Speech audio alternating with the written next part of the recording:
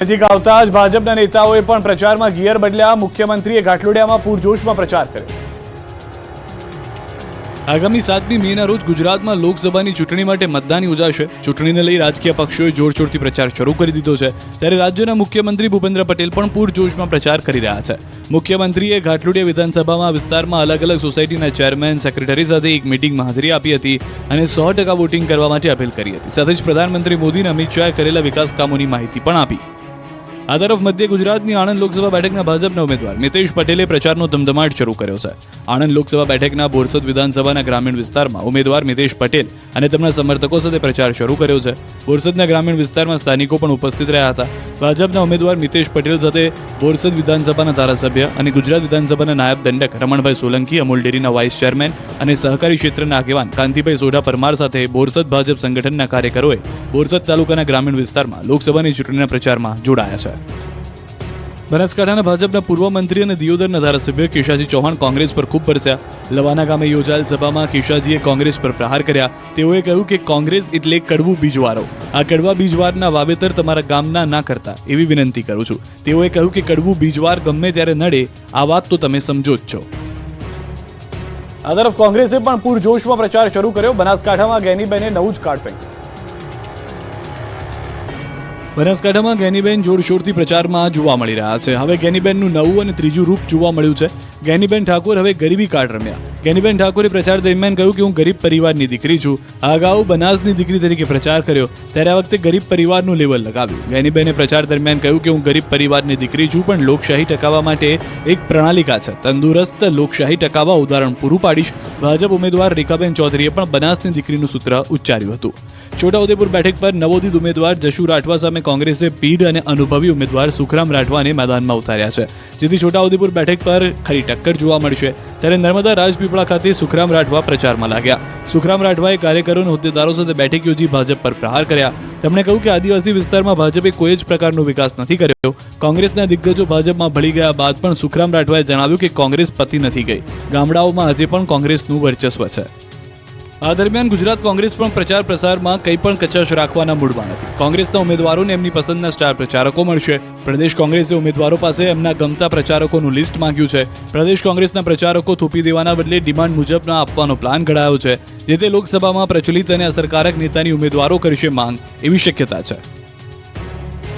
અંબાલાલે કરી ડરામણી આગાહી। ભીષણ ગરમી અને વંટોળ થવાની શક્યતા ફરી એક વખત વ્યક્ત કરી। અંગ દજાડતી ગરમી પડશે, કરા સાથે વંટોળ થશે। અંબાલાલે કરી ભયંકર આગાહી। ગુજરાતમાં આ વખતે માર્ચ મહિનાથી જ કાળઝાળ ગરમી પડી રહી છે અને હીટ વેવની પણ સ્થિતિનું નિર્માણ થયું છે। આ સંજોગોમાં અંબાલાલ પટેલે વધુ એક આકરી આગાહી કરી। અંબાલાલે કહ્યું કે એપ્રિલના દિવસોમાં ભારે ગરમી પડશે અને તાપમાન 43 ડિગ્રીને પાર પહોંચી શકે છે। એપ્રિલ તારીખ 20 પછી તો આકરી ગરમી પડશે। 26મી એપ્રિલ બાદ તો દેશની ગરમી પડશે।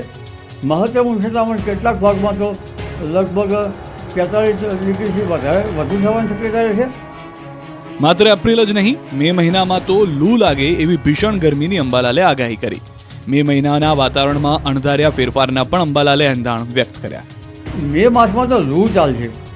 લગભગ 10-11 મેથી પણ ગરમી જબરદસ્ત આકરી પડશે અને લગભગ 24 મેથી 4 જૂન વચ્ચે પણ ગરમી આકરી પડશે અને આ અરસામાં અરબ સાગરમાં ચક્રવાતની એક હલચલના કારણે કદાચ ચક્રવાત થઈ શકે।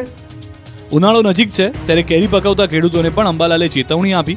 અંબાલાલ પટેલે કહ્યું કે આંધી વંટોળના કારણે કેરીના પાક પર અસર થઈ શકે છે। મંદિરને ટાર્ગેટ બનાવતી ચોર ટોળકી પકડાઈ। ગીર સોમનાથ જિલ્લામાં મચાવ્યો હતો તરખાટ। ગીર સોમનાથ જિલ્લામાં દેવ મંદિરોને ટાર્ગેટ બનાવી ચોરી કરનાર ગેંગના 6 શખ્સોની ક્રાઇમ બ્રાન્ચે ઝડપી લીધા। છેલ્લા કેટલાય સમયથી મંદિરોનું નિશાન બનાવતી આ ચોર ટોળકીથી આસપાસના વિસ્તારોમાં ફફડાટ ફેલાયો હતો, પરંતુ પોલીસે કડક હાથે કામ લેતા તસ્કર ગેંગ પકડાઈ ગઈ અને મંદિરના પૂજારી અને ભાવિકોને હશકારો થયો। પોલીસને આશંકા છે કે આ તસ્કરો ન ફક્ત ગીર સોમનાથ પણ અન્ય રાજ્યના પણ અનેક મંદિરોને નિશાન બનાવ્યા હોઈ શકે છે। પોલીસે સમગ્ર મામલે તપાસ હાથ ધરી છે। મંદિરમાંથી આ તસ્કરો આભૂષણો, દાગીના અને રોકડની ચોરી કરતા હતા। પોલીસે તેમની પાસેથી ચાંદીના દાગીના ઉપરાંત 2 લાખની કિંમતની ચાંદી અને રોકડા 49,000 રૂપિયા પૂરા જપ્ત કર્યા છે। આરોપીઓ ગીર સોમનાથના 4 મંદિરોમાં ચોરી કર્યાની સનસનીખેજ કબૂલાત પણ કરી છે। આરોપીઓની પ્રાથમિક પૂછપરછમાં તાળાના પીઠળ આઈના મંદિર, ગીરગઢડાના ધોકડવા આવેલા મંદિર, ગોડીનારમાં શિવ મંદિર અને સુગાળા ગામમાં નજીક આવેલા 4 ખોડિયાર માતાના મંદિરમાં ચોરી કર્યાનું કબૂલ્યું છે. અન્ય વિસ્તારના કયા મંદિરોમાં આ ચોર ટોળકી હાથ ફેરો કર્યો એની ક્રાઇમ બ્રાન્ચે તપાસ હાથ ધરી છે. છોટાઉદેપુરના નસવાડી તંત્રે કર્યું અક્કલનું પ્રદર્શન. વીજ પોલ હટાવ્યા વિના જ રસ્તો બનાવી દીધો. નસવાડી તાલુકાના તંત્રના રોડ બનાવનારા અધિકારીઓનું તો કહેવું જ શું. જે બુદ્ધિનું પ્રદર્શન તેમણે રસ્તો બનાવવામાં કર્યું છે તેવી કોઈ કલ્પના પણ ન કરી શકે. તંત્રે અક્કલનું એવું તો પ્રદર્શન કર્યું કે રસ્તાની કામગીરી દરમિયાન વીજ પોલ હટાવ્યા વગર જ રસ્તો બનાવી દીધો. આ દ્રશ્યો જોઈને તંત્રના હોશિયાર અધિકારીઓની બુદ્ધિ ક્ષમતા પર સવાલ ઊભા થાય એ સ્વાભાવિક છે. તમે રસ્તા પર વાહન ચલાવીને જતા હો અને રસ્તાની બરાબર વચ્ચે જ આવો થાંભલો આવી જાય તો તમારા મગજમાં કેટલા બધા વિચાર આવે કે આ શું છે, કોણ છે આવા કામ કરનાર, આ કામ જોનારું કોઈ નથી. હકીકતમાં છોટાઉદેપુરના નસવાડીમાં પોજબાવાડિયા રોડ પર આ નવો રસ્તો બની રહ્યો છે, પરંતુ આ નવા ડામર રોડની વચ્ચોવચ્ચ થાંભલો દેખાઈ રહ્યો છે. વીજ પોલને હટાવ્યા વગર જ રસ્તાનું કામ કરી દેવાયું છે. રૂપિયા 2 કરોડના ખર્ચે બની રહેલા આ નવા રોડ જોઈને લોકો તંત્રની જાઠકણી કાઢી રહ્યા છે. તેઓ પૂછે છે કે આખરે આટલી હદની બેદરકારી કરનાર કોણ છે. માની લો કે પોલને હટાવવાની કદાચ મંજૂરી ન મળી, પણ ઝાડને હટાવવાની પણ મંજૂરી નહીં મળી હોય. વાહનો અહીંથી અવર જવર કરે છે ત્યારે નમી ગયેલો પોલ ક્યારે ધરાશયી થઈ જાય તો કંઈ કહેવાય નહીં. રોડનું મેટલિંગ કરવામાં આવ્યું છે, તેની બાજુમાં પિચિંગ માટે પણ લોકોના વિરોધ છતાં ખેતરની કાળી માટી નાખી દેવાય છે. આવું અણધણ કામ કરવામાં કોનો હાથ છે એ શોધીને તેમની સામે કાર્યવાહી કરવી જોઈએ એવી ગામ લોકોની માંગ છે. અમદાવાદ સિવિલમાં વધતા તાપમાનને ધ્યાનમાં રાખી હીટ સ્ટ્રોક વોર્ડ શરૂ. લોકોને પાણી પીવડાવવા અનોખી વ્યવસ્થા. રાજ્યભરમાં હાલમાં અંગ દજાડતી ગરમી પડી રહી છે. સૌરાષ્ટ્ર, કચ્છ સહિત અમદાવાદના આકાશમાંથી અંગારા વરસતા હોય તેવું કાળઝાળ તાપ પડી છે. બપોરના સમયે શહેરના રસ્તાઓ ખાલીખમ જોવા મળ્યા. લોકો કામ વગર ઘરની બહાર નીકળવાનું ટાળી રહ્યા છે. દિવસની સાથોસાથ રાત પણ લોકોને અકળાવી રહી છે. હાલમાં રાજ્યના ઘણા જિલ્લામાં 40.5 ડિગ્રીથી વધુ તાપમાન નોંધાઈ રહ્યું છે. રોજે રોજ વધતા તાપમાનને ધ્યાને લઈ તંત્ર પણ એલર્ટ બન્યું છે. લૂથી ઢળી પડતા લોકોને ઇમરજન્સીમાં સારવાર મળી રહે એ માટે 108 એમ્બ્યુલન્સને એલર્ટ મોડ પર રખાઈ છે. તો અમદાવાદ સિવિલ હોસ્પિટલમાં હીટ સ્ટ્રોકના દર્દીઓને ઝડપી સારવાર મળી રહે એ માટે ખાસ હીટ સ્ટ્રોક વોર્ડ તૈયાર કરવામાં આવ્યો છે. આ ઉપરાંત મેડિસિટી કેમ્પસમાં પીવાના પાણીની ઈ-રિક્ષા શરૂ કરવામાં આવી છે, જેના કારણે ઓપીડીમાં આવતા લોકોને કાળઝાળ ગરમીમાં પીવાનું પાણી નિઃશુલ્ક મળી રહે. આ અગાઉ છેલ્લા કેટલાક વર્ષોથી સિવિલ હોસ્પિટલ તંત્ર દ્વારા ઉનાળાની ગરમીમાં દર્દીના સગા કે સિવિલ કેમ્પસમાં આવેલ કોઈ પણ વ્યક્તિને ઠંડુ પાણી પીવડાવવા માટે ઈ-રિક્ષા ફેરવવામાં આવી રહી છે. તેમજ આ વર્ષે પણ ઉનાળાની અસહ્ય ગરમીમાં પાણી વગર ડિહાઇડ્રેશનના કારણે કોઈ પણ વ્યક્તિને તકલીફ ન પડે તે માટે ખાસ વ્યવસ્થા કરાઈ છે. ઓપીડી વિભાગોમાં દર્દીને પીવાના પાણીના કુલર કે પરબ સુધી પણ જવું ન પડે તે માટે દર્દીને તેની જગ્યાએ જ જગ દ્વારા પાણી અપાય છે. નેતા ભરત કાનાબારનું સૂચક ટ્વીટ. તેમણે લખ્યું કે રાષ્ટ્રવાદ, પ્રામાણિકતા, પક્ષ પ્રત્યેની નિષ્ઠા અને વફાદારીની વાતો પોથીમાંના રીંગણા બનીને રહી ગઈ છે, તો ટ્વીટ સાથે જ જ્ઞાતિવાદ પર કટાક્ષ કર્યો. ભાજપમાં સંતોષની આંધી પર કોંગ્રેસે લીધી ચૂટકી. ભાજપમાં ચાલતા ડખા પર બોલ્યા મનીષ દોશી. કહ્યું પાયાના કાર્યકરોની અવગણનાનો આક્રોશ. ભાજપમાં જૂથવાદ ચરમસીમાએ છે. ભાજપમાં વિવાદને લઈ કોંગ્રેસ નેતા પરેશ ધાનાણીએ સોશિયલ મીડિયા પ્લેટફોર્મ એક્સ પર પોસ્ટ મૂકી ભાજપની ચૂટકી લીધી. પરેશ ધાનાણીએ ફરી કમલમમાં કકડાટનો ઉલ્લેખ કરી ભાજપ પર કર્યા પ્રહાર. બનાસકાંઠામાં ભાજપ કોંગ્રેસો જોરશોરથી પ્રચાર. ભાજપ ઉમેદવાર રેખાબેન ચૌધરીએ ગામડાઓમાં જઈ સભા યોજી. મોટી સંખ્યામાં ભાજપ કાર્યકરો અને સમર્થકો હાજર રહ્યા. રેખાબેન જનસંપર્ક દ્વારા કરી રહ્યા છે પ્રચાર. બનાસકાંઠા જિલ્લાના આગથડા ગામે ભાજપની સભા યોજાઈ. ભાજપના લોકસભાના ઉમેદવાર રેખાબેન ચૌધરીએ રામના નામે મત માંગ્યા. કહ્યું ભગવાનથી આંખો મિલાવી શકે એ રીતે મત આપજો. મતદાન વખતે રામનું નામ લઈને મત આપજો. બનાસકાંઠામાં જામ્યો ચૂંટણીનો જોરદાર જંગ. ભાજપ ઉમેદવાર રેખાબેને કોંગ્રેસ ઉમેદવાર પર કર્યા પ્રહાર. કહ્યું ગેનીબેન ઠાકોર જાતિવાદ પર ચૂંટણી લડી રહ્યા છે અને હું બનાસની સેવા કરવા ચૂંટણી લડી રહી છું. ભાજપના પૂર્વ મંત્રી અને દિયોદરના ધારાસભ્ય કેશાદી ચૌહાણના કોંગ્રેસ પર પ્રહાર. કહ્યું કોંગ્રેસ એટલે એનું ધર્મમાં પણ નામ ન લેવાય. કોંગ્રેસ એટલે કડવું બીજવારો. લવાના ગામની સભામાં કહ્યું કડવા બીજવારનું વાવેતર તમારા ગામમાં ન કરતા. બનાસકાંઠામાં ગેનીબેન ઠાકોરે ચૂંટણી પ્રચારમાં ખેલ્યું ગરીબી કાર્ડ. કહ્યું હું ગરીબ પરિવારની દીકરી છું અને તંદુરસ્ત લોકશાહી ટકાવવા ઉદાહરણ પૂરું પાડીશ. આણંદ કોંગ્રેસ ઉમેદવાર અમિત ચાવડાએ પ્રચારમાં ભગવાન રામને યાદ કર્યા. કહ્યું આ ચૂંટણીમાં એક જ મુદ્દો છે, રામ મંદિર. ભગવાન રામ ક્ષત્રિય કુળના અને ભગવાન રામના આશીર્વાદ પણ ક્ષત્રિય કુળના અમિત ચાવડાને મળશે. છોટાઉદેપુર બેઠકના કોંગ્રેસ ઉમેદવાર સુખરામ રાઠવાએ કર્યો પ્રચાર. રાજપીપળામાં નર્મદા જિલ્લાના કોંગ્રેસ આગેવાનો સાથે બેઠક કરી સુખરામ રાઠવાએ ભાજપ પર આકરા પ્રહાર કર્યા. છોટાઉદેપુરમાં ભાજપે વિકાસ ન કર્યો હોવાનો આરોપ. ગામડાઓમાં કોંગ્રેસનું વર્ચસ્વ હોવાનું સુખરામ રાઠવાનું નિવેદન. કોંગ્રેસે જીતનો આશાવાદ વ્યક્ત કર્યો. સુખરામ રાઠવાએ પરસોત્તમ રૂપાલાના નિવેદન પર બોલ્યા, સમાજને નીચું બતાવવાના પ્રયાસ કરવા છતાં ઉમેદવારને જ ભોગવવું પડ્યું પરિણામ. દીવ દમણ લોકસભા બેઠક પર કોંગ્રેસ, ભાજપ અને અપક્ષ વચ્ચે જામશે ચૂંટણી જંગ. કોંગ્રેસ ઉમેદવાર કેતન પટેલ મતદારોને રીઝવવા મેદાને ઉતર્યા. દમણમાં કાર્યકર્તાઓ અને સમર્થકો સાથે રેલી યોજીને જનસંપર્ક કર્યો.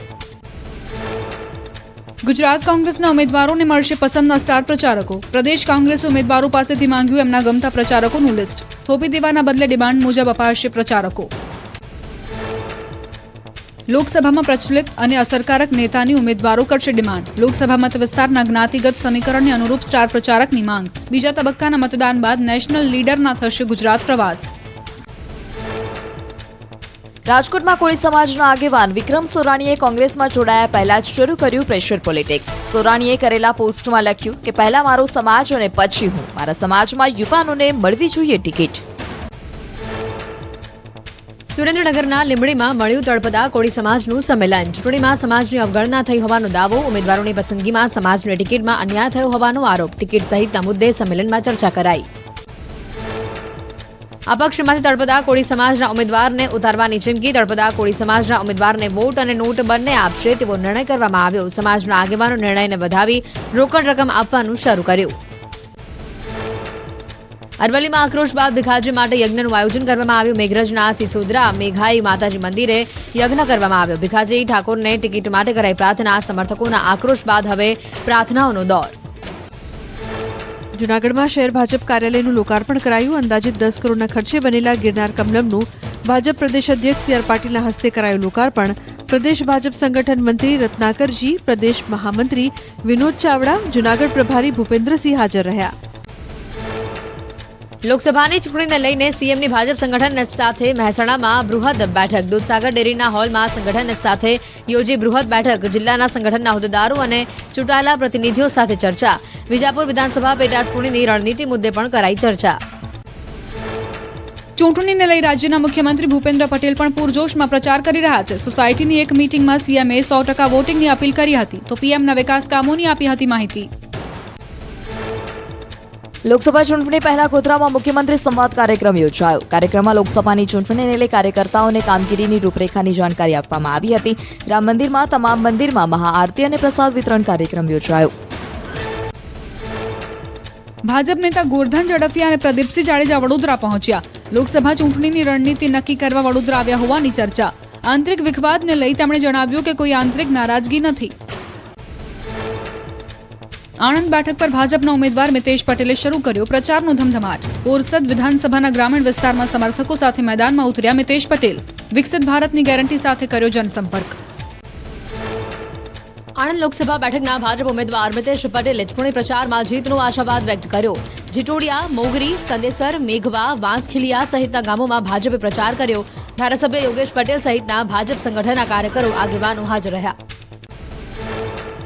બનાસકાંઠા લોકસભા ચૂંટણી પ્રચાર દરમિયાન કોંગ્રેસને ઝટકો. વર્ષોથી કોંગ્રેસ સાથે જોડાયેલા નાથ બાબા સમાજના આગેવાનો ભાજપમાં જોડાયા. થરાદ શહેરમાં કોંગ્રેસના પાલિકાના કોર્પોરેટર હરિભાઈ પંડ્યા પણ ભાજપમાં જોડાયા.